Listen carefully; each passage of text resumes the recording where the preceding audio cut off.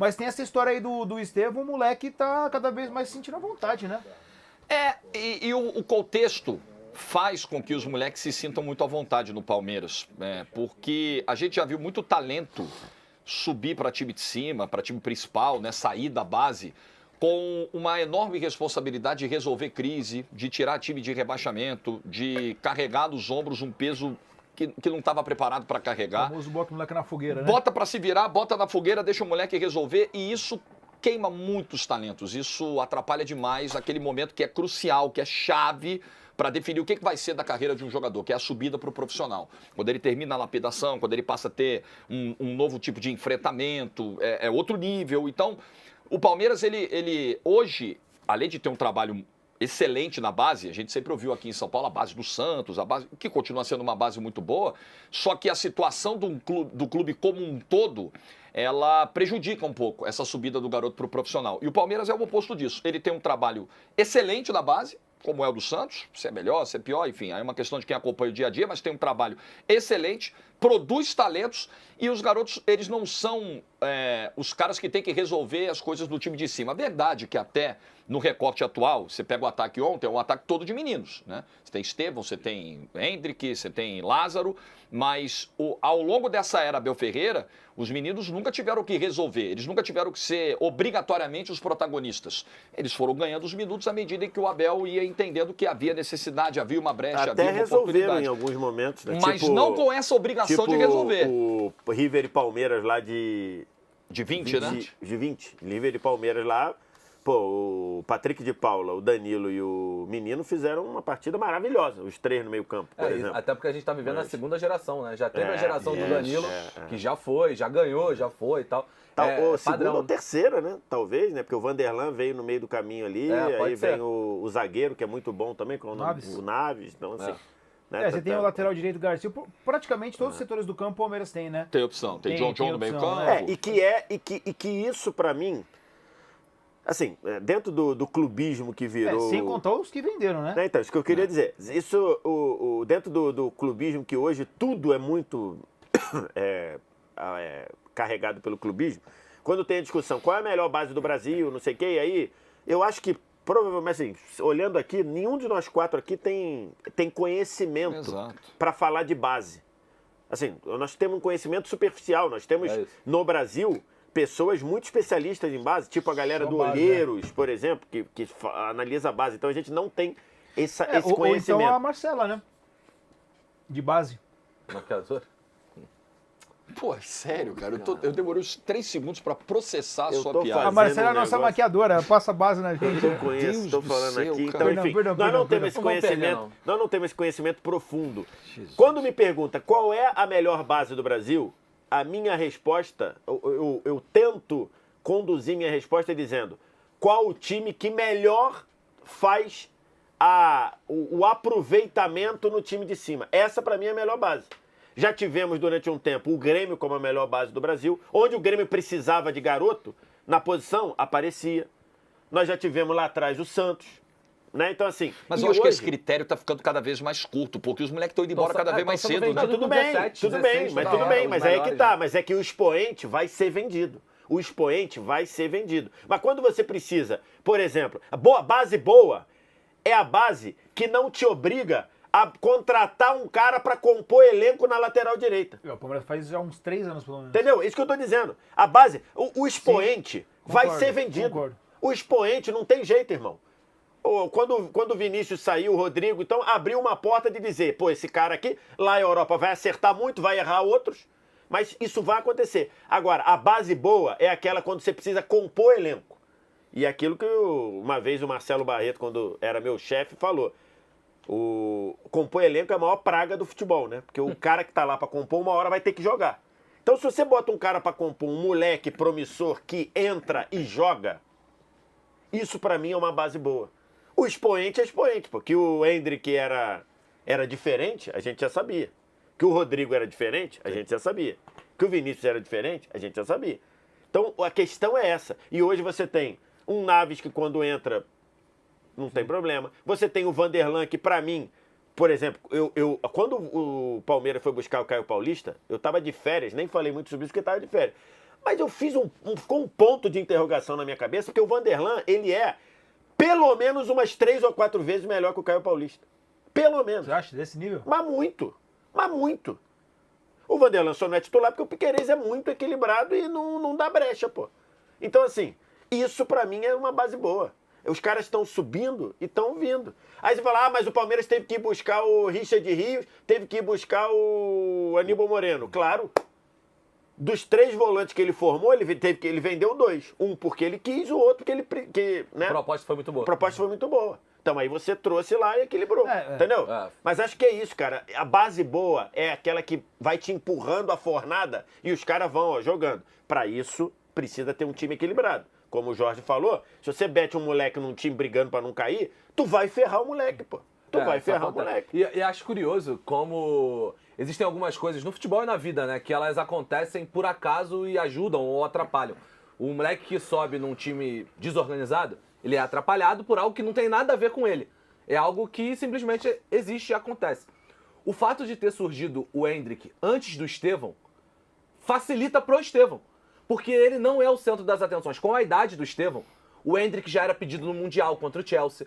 O Endrick a copinha do Endrick, todo mundo já assistia pra ver o que estava acontecendo. O Estevão tá tendo um pouquinho mais de calma. De ter ainda o Endrick até o meio do ano. O Endrick, ele sempre foi o cara que todo mundo falou dele desde cedo. Todo mundo que acompanha, né? Todo mundo que gosta muito de futebol, sempre teve uma opinião sobre o Endrick. Ah, não vai virar, é bagre, é superestimado, é não sei o quê, não, é bom, é muito bom, é foi vendido barato. Foi vendido barato. Não, foi vendido caro. O Estevão tá com calma. Porque ele, o principal cara que chama os holofotes é o Endrick. Uma coisa que não tem, que é sorte, no final das contas. Então, quando a gente vê alguns jogadores, recentemente eu vi o Kaká falando sobre isso. Virar jogador, virar o Kaká, tem muitas coisas, e uma delas é sorte. Além do imponderável. Além do talento, além de tudo, uma delas é o imponderável e a sorte. Kaká, só para pegar a história do Kaká, o Kaká era banco do Harrison, né? O Kaká era banco do Harrison, o Harrison foi para a seleção, precisou de alguém para o Rio São Paulo, o Kaká entrou na final e meteu gol. Exatamente. Cara, o futebol tem muito dessas histórias interessantes, que muita gente pode até tratar como destino, né? Mas não, eu acho que a leitura que o Wallace fez é precisa sobre o momento do Estevão, mas eu acho que isso tende a mudar a partir da noite de ontem. Com certeza. Esse é o ponto. A partir do quê? A partir da noite de ontem, dessa da atuação, do gol que ele fez e dessa frase do Abel que tá na tela aí. Eu acho que agora muda, agora o holofote tá nele. Mas pelo menos ele teve 4 meses, claro, 5, né? Não também mais, ele teve 5 meses para se acostumar com o profissional, sem esse holofote ser tanto em cima dele. Vamos escutar o Abel Ferreira ou produção? Pode ser? Cara, essa coloca frase aí é o Abel doideira. falando sobre o Estevão. Então bota aí, ô produção. Tá me zoando, né, ô Siqueira, animal? Bota aí. Falem do miúdo Estevão, que é um... Não vou dizer aquilo que eu penso, não. O miúdo pode... Eu vou pedir à Lela para não o vender. Não vendam este jogador. O pai, o empresário e ele vão ficar tristes. Deixem ficar connosco até 2027. Porque acho mesmo que este jogador é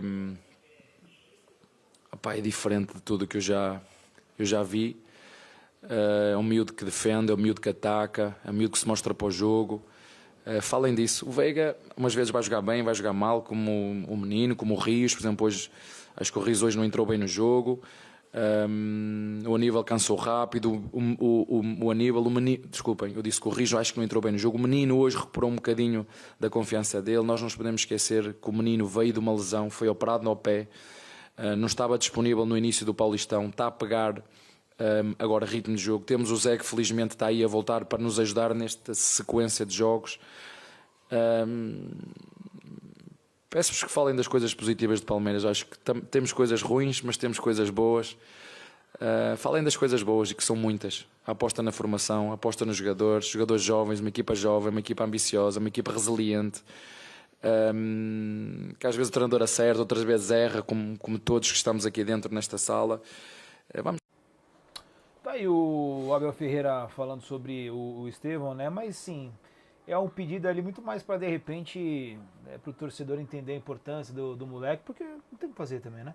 Vai chegar uma proposta braba aí. Vai, o Chelsea já está monitorando. Não, então, né? Assim, Aliás, não tem o que fazer. Se puder não ser o Chelsea, que ó, na bagunça Seria que bem está no momento, interessante. seria ótimo pro time. Agora, Vamos embora falar assim, assim, o segundo turno do Chelsea, o Chelsea vai terminar, se Vai bobear, na frente do United e do Tottenham, tá?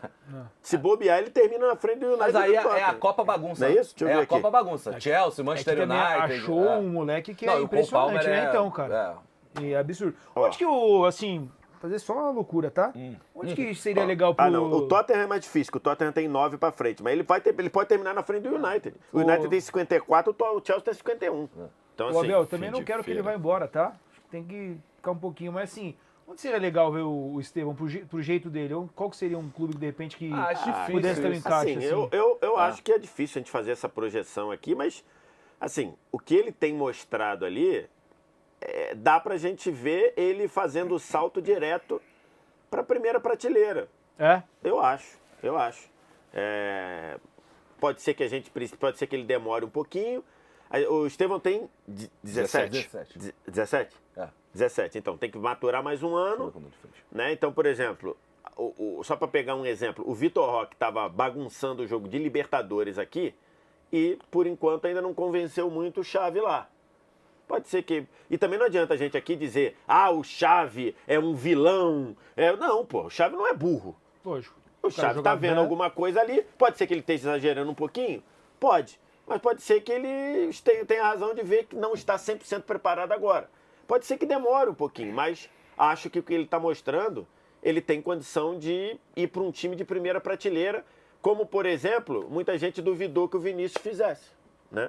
Muita gente duvidou que o Vinícius tivesse condição de já furar a bolha do Real Madrid. Então, assim... Ele fez 17 semana passada. Fez 17 semana passada. Então, mais um ano. Então, 17 semana passada, nós estamos em maio. Ele só poderia sair do Brasil na janela do meio de 25, né? Então, ele só poderia sair do Brasil na janela do meio de 25. Quando terminar a próxima Champions. Quando Só. terminar isso, a próxima Champions, exatamente. Então, ele só poderia ir, ele pode ser vendido agora, mas ele só sai do Brasil no meio de 2025. Então, assim, ele teria mais um ano de maturação, 1 ano e 2 meses, 1 ano e 1 mês. Então, assim, você Agora. depende. Com o nosso calendário, em 1 ano e 2 meses, Ele vai ele jogar pode 120 fazer jogos. 70 jogos, 60 jogos. Então, assim, é muita diferença, né? Um Agora. garoto ir para a Europa com 20 jogos como profissional, não sei quantos o Estevão tem, deve ter isso, um pouco menos, Deve ou ter menos. ir com 70 jogos, faz muita diferença. Agora, tem um ponto que é nessa coisa de você olhar times e etc. Ele tem características que o futebol europeu sempre vem buscar aqui. Que é o 1 contra 1, o drible. Cara, tem umas coisas que eu gosto de observar de jogador, assim, que é algumas tomadas de decisão de detalhe de base mesmo. O jeito que ele domina, ele tem várias horas que ele domina com a sola do pé, já fazendo a gingada pra fora, pra dar uma balançada e trazer pra dentro, pra já driblar Cara, em esse progressão. gol é difícil, cara. Pô. Porque ele teve que ajeitar, ele teve que matar com o corpo.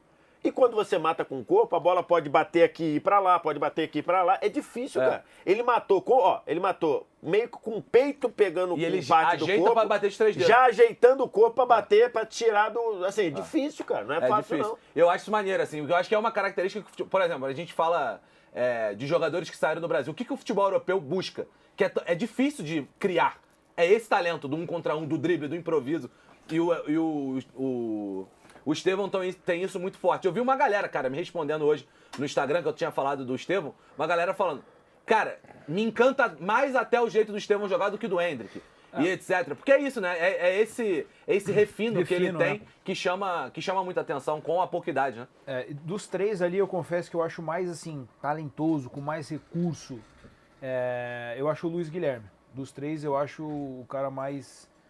que pode ter mais recurso, mais ferramentas para oferecer durante o só jogo. entra fora de enfim. posição, né? Esse é o problema. Ele não entra na E posição aí, dele. e quando ele joga na posição, o que acontece? Ele decide jogo.